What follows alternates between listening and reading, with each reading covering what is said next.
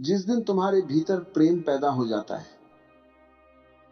उस दिन तुम्हें किसी दूसरे इंसान की जरूरत तो रहती है, लेकिन उसके बिना जीने का डर खत्म हो जाता है। यही प्रेम का पहला रहस्य है। जिस प्रेम में डर है, वह प्रेम कम और पकड़ ज्यादा है। तुम कहते हो, मैं तुम्हें बहुत प्यार करता हूं, लेकिन भीतर जाकर देखो, कहीं ऐसा तो नहीं कि तुम कह रहे हो, तुम मुझे छोड़कर मत जाना। इन दोनों वाक्यों में बहुत अंतर है। पहले वाक्य में प्रेम है, दूसरे में भय है। और भय जब प्रेम का नाम पहन लेता है, तो संबंध सुंदर दिखाई देता है, लेकिन भीतर से धीरे धीरे घुटने लगता है। देखो, एक बीज जब मिट्टी में गिरता है, तो वह मिट्टी को पकड़कर नहीं रखता, वो मिट्टी में छिपता है, अंधकार में जाता है, और फिर एक दिन उसके भीतर से अंकुर निकल आता है। प्यार भी ऐसा ही है। प्यार जीवन का एक बीज है, लेकिन तुमने प्रेम को बीज की तरह समझा ही नहीं, तुमने उसे वस्तु बना दिया।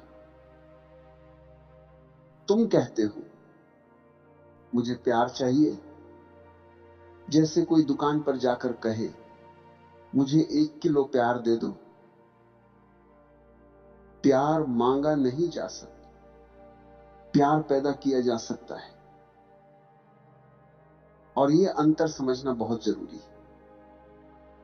तुम जिस दिन प्रेम मांगना बंद कर दोगे, उसी दिन तुम्हारे भीतर प्रेम का जन्म शुरू हो जाएगा।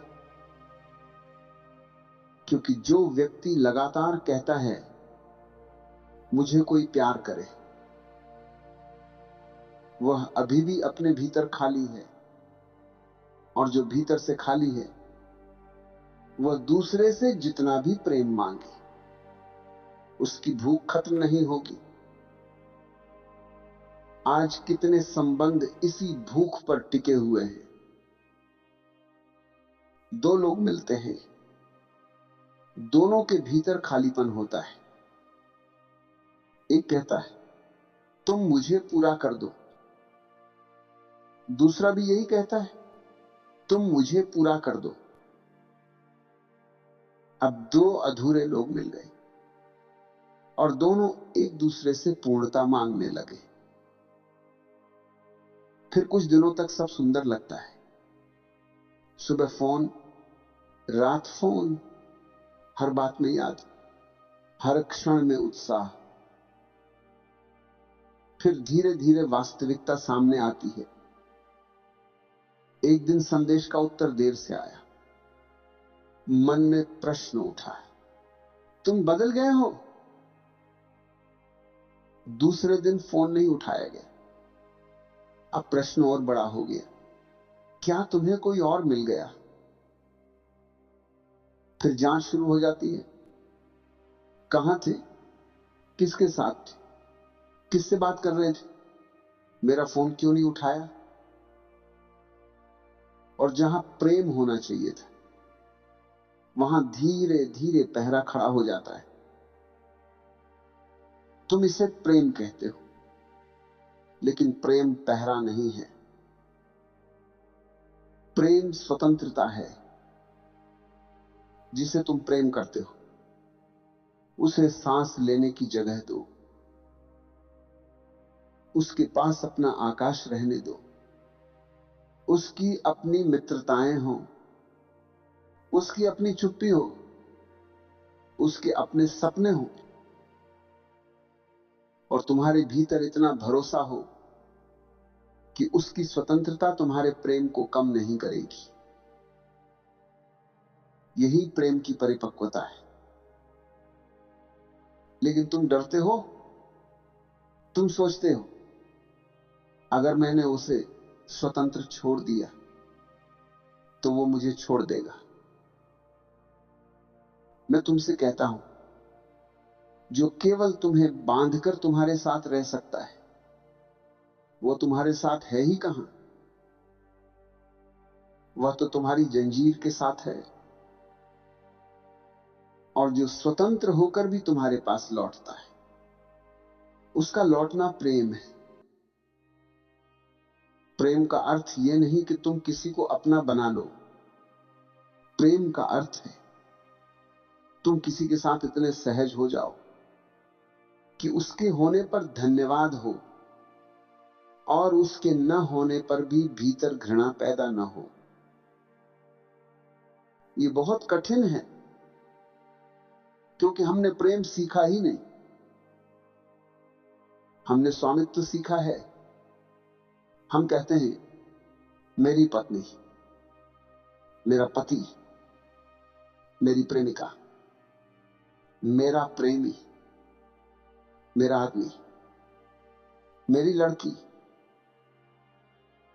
और जिस क्षण मेरा बहुत बड़ा हो जाता है, उसी क्षण प्रेम छोटा होने लगता है। क्योंकि प्रेम में व्यक्ति महत्वपूर्ण है, स्वामित्व नहीं। तुम किसी फूल को देखते हो, फूल सुंदर है, क्या तुम उसे तोड़कर अपनी जेब में रख लेते हो? यदि ऐसा करोगे तो कुछ समय बाद फूल मर जाएगा। फूल को सुंदर रहने के लिए उसकी शाखा पर रहने दो। यही प्रेम है जिसे तुम प्रेम करते हो। उसे उसके अस्तित्व में खिलने दो।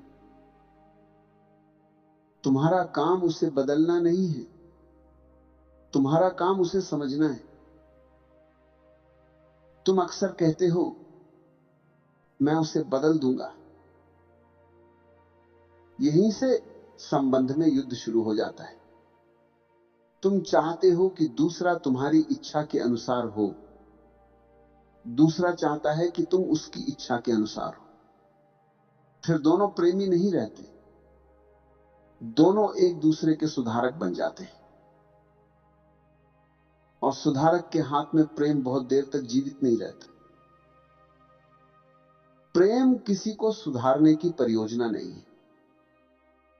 प्रेम किसी को देखने की कला है, बिना निर्णय के, बिना तुलना के, बिना यह कहे कि तुम्हें ऐसा होना चाहिए। बस देखो, समझो, और जहां संभव हो स्वीकार करो। लेकिन इसका अर्थ यह भी नहीं कि प्रेम में तुम अन्याय सहते रहो। प्रेम का अर्थ कमजोर होना नहीं है। प्रेम में करुणा हो सकती है, लेकिन अंधापन नहीं।